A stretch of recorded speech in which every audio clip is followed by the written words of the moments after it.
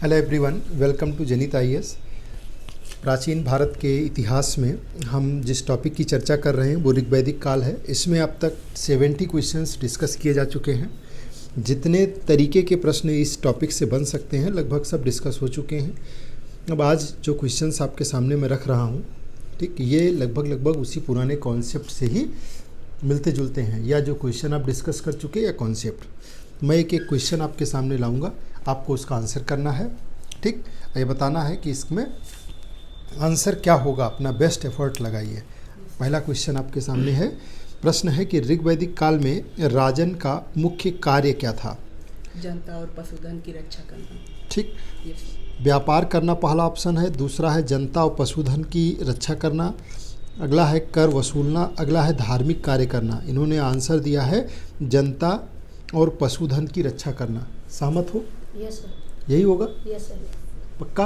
Yes. देखा जाए? Yes. बिल्कुल सही है। जनता और पशुधन की रक्षा करना ही राजा का कर्तव्य रहा, ठीक है। उसमें ऋग्वैदिक काल में राजा को क्या कहते थे? राजन। मुख्य कार्य क्या था? जनजाति की रक्षा करना, युद्ध के समय नेतृत्व करना। राजा निरंकुश नहीं था, ठीक है, सभा और समिति के नियंत्रण में काम करता था, इसलिए उसका पद जो है अधिक जिम्मेदारी वाली था, ना कि जो है निरंकुश होकर के पूर्ण रूप से सत्ता को ही भोग करना, ठीक। चलिए अगला प्रश्न है कि ऋग्वैदिक काल में विषपति कौन था? जन का प्रमुख, विष का प्रमुख, ग्राम प्रमुख या पुरोहित? विष का प्रमुख।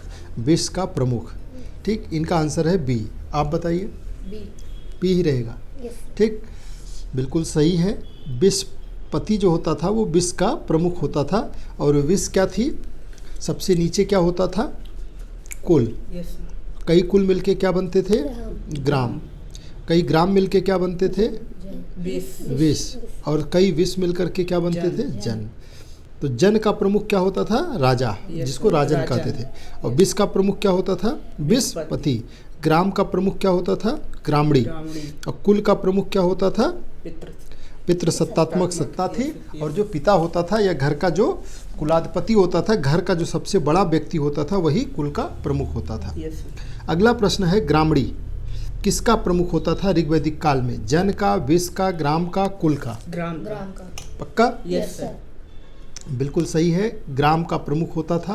ग्रामणी ग्राम का प्रमुख होता था। प्रशासनिक व्यवस्था बनाए रखने, सुरक्षा का काम करता था ग्राम लेवल पर। ग्रामणी राजा का स्थानीय प्रतिनिधि भी माना जाता था। तो ऋग्वैदिक काल में दर्शाता है कि जो प्रशासनिक संरचना थी वो कितनी बढ़िया तरीके से व्यवस्थित थी, ठीक। अगला प्रश्न है ऋग्वैदिक काल में कौन सी सभा सबसे प्राचीन थी? इसका आंसर बताइए। सभा, समिति, विदथ या ग्राम सभा? सबसे प्राचीन सर विदथ। बहुत बढ़िया, आंसर बिल्कुल सही है इनका, विदथ, ठीक है। ऋग्वैदिक काल में जो सबसे प्राचीन संस्था थी वो कौन थी? विदथ। सामाजिक, धार्मिक और सैन्य काम करती थी ये। क्या करती थी? सामाजिक, धार्मिक और सैन्य काम। इसमें महिलाओं की भागीदारी भी होती थी, ठीक है। बाद में विदथ से सभा और समिति भी विकसित हुई। उसी मॉडल पे फिर सभा बनी, समिति बनी, ठीक। अभी जब उत्तर वैदिक काल आएगा तो ये विदथ जैसी संस्था गायब हो जाएगी, विलुप्त हो जाएगी, ठीक। महिलाओं की हिस्सेदारी सभा, समिति, विदथ सब में बैन हो जाएगी। समिति ये रहेगी ही नहीं, विदथ, ठीक। अगला प्रश्न, ऋग्वैदिक काल में ऋग्वेद किस भाषा में लिखा गया था? संस्कृत में, प्राकृत में, पाली में, हिंदी में? प्राकृत। और सोच लो। सर संस्कृत। संस्कृत बिल्कुल सही है, संस्कृत आंसर होगा, ठीक है। संस्कृत में लिखा गया था। ऋग्वेद संस्कृत भाषा में लिखा गया है, ठीक है। ये वैदिक संस्कृत का प्रारंभिक रूप है। ऋग्वेद विश्व का सबसे प्राचीन ग्रंथ माना जाता है और भारतीय संस्कृति का एक महत्वपूर्ण स्रोत है। यहाँ से हम अपनी संस्कृति के शुरुआती चरण को देख सकते हैं, ठीक। अगला प्रश्न है ऋग्वैदिक काल में ऋषि किसे कहा जाता था? सैनिक को, विद्वान को, व्यापारी को, किसान को? पक्का? Yes sir. ठीक है, बिल्कुल सही है। ऋषि जो थे वो विद्वान थे जिन्होंने वेदों के मंत्रों की रचना किया, जिसमें विश्वामित्र हैं, वशिष्ठ हैं, अत्रि हैं, ठीक है। कौन कौन है? विश्वामित्र हैं, वशिष्ठ हैं, अत्रि, ये प्रमुख ऋषि हैं, ठीक है। ऋषि क्या करते थे? ये धार्मिक और बौद्धिक जीवन के प्रमुख मार्गदर्शक थे, ठीक।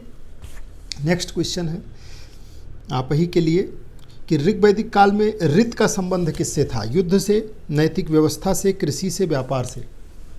नैतिक व्यवस्था। नैतिक व्यवस्था, बहुत बढ़िया, बिल्कुल करेक्ट। यस। ठीक, तो ऋत जो था ये क्या था? प्राकृतिक और नैतिक व्यवस्था थी। वरुण इसके देवता थे। यस। ठीक, ऋत वैदिक धर्म का महत्वपूर्ण सिद्धांत था, समाज में नैतिकता बनाए रखने का प्रतीक था। तो जहाँ नैतिकता होगी वहीं लोकतंत्र भी हो सकता है। यस। और जहाँ लोकतंत्र होगा वहाँ नैतिकता को खुद ही आना होगा। यस। अगला प्रश्न है कि ऋग्वैदिक काल में सभा का मुख्य कार्य क्या था? धार्मिक काम करना, न्याय सलाह देना, व्यापार, युद्ध? न्याय और सलाह देना। बहुत बढ़िया, शाबाश। सभा में कुलीन और बुजुर्ग लोग शामिल होते थे। यस। ये संस्था राजा को सलाह देती थी और न्यायिक काम करती थी। सभा जो थी ये छोटी संस्था थी। यस। ठीक, आपके लिए अगला प्रश्न है ऋग्वैदिक काल में समिति का मुख्य काम क्या था? व्यापार, राजा का चुनाव, युद्ध या फिर कृषि? राजा का चुनाव। गुड, ठीक है। यस। समिति बड़ी संस्था थी, इसमें आम जनता शामिल होती थी और राजा का चुनाव करती थी। क्लियर? यस। लास्ट क्वेश्चन, ऋग्वैदिक काल में प्रमुख देवता कौन थे? इंद्र, अग्नि, वरुण, उपरोक्त सभी? सभी सर, क्योंकि प्रकृति की Good. पूजा की जाती थी। तो सारे के सारे लोग थे, प्रकृति की पूजा होती थी, जिसमें इंद्र, अग्नि और वरुण ये प्रमुख देवता थे। यस। ये प्रकृति से जुड़े हुए देवता थे। क्लियर? यस। बहुत बढ़िया। तो लगभग आपने सारे आंसर, एक में आप थोड़ा स्लिप किए थे, बाकी 10 आउट ऑफ 10 आपका करेक्ट रहा। यस। बहुत बढ़िया, गुड।